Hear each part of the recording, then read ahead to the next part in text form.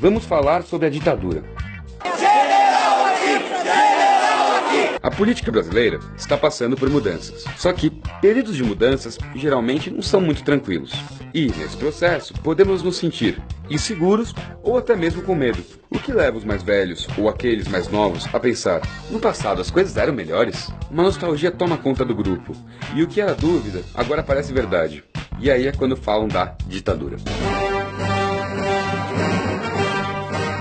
Mas as dúvidas não podem desaparecer e precisam de respostas. Será que tudo naquela época era perfeito? Coisas realmente funcionavam melhor?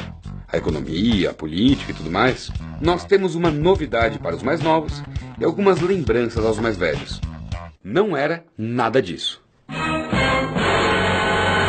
Na ditadura havia menos corrupção. É mentira! E nós trouxemos alguns fatos.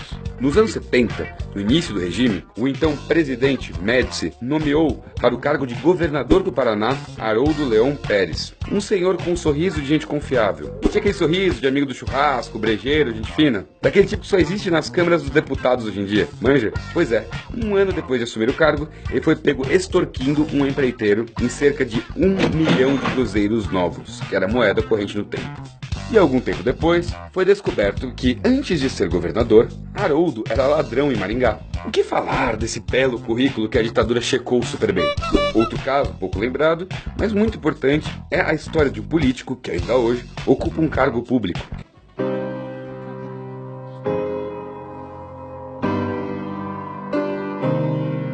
Este é o nosso famoso homem procurado pela Interpol, o senhor Paulo Maluf. Malufistas! Filhotes da ditadura!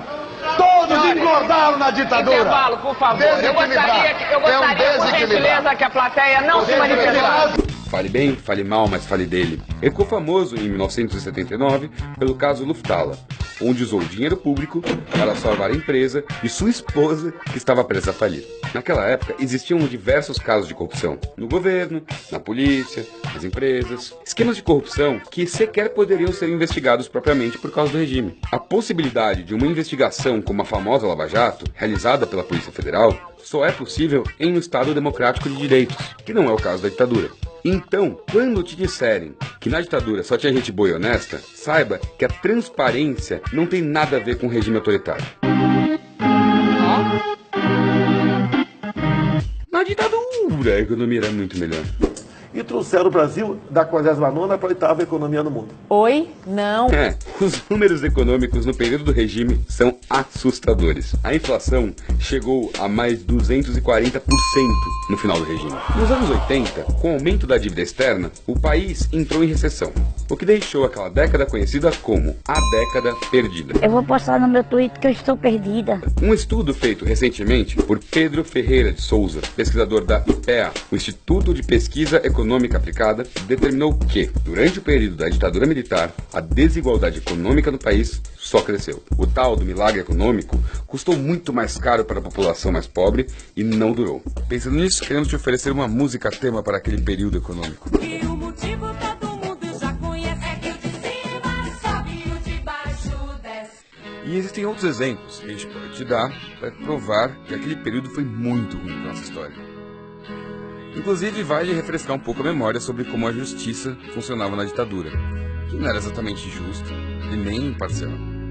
A polícia era usada em repressões contra movimentos que desafiavam o regime. E veja, qualquer movimento. Contra pessoas que lutavam pela liberdade de expressão, pelo direito de discordar, e usavam de tortura, que era uma prática bem comum na época. Muitas famílias perderam muitas pessoas naquele tempo. Esse é o tipo da segurança que você quer? Outro exemplo ruim era a censura.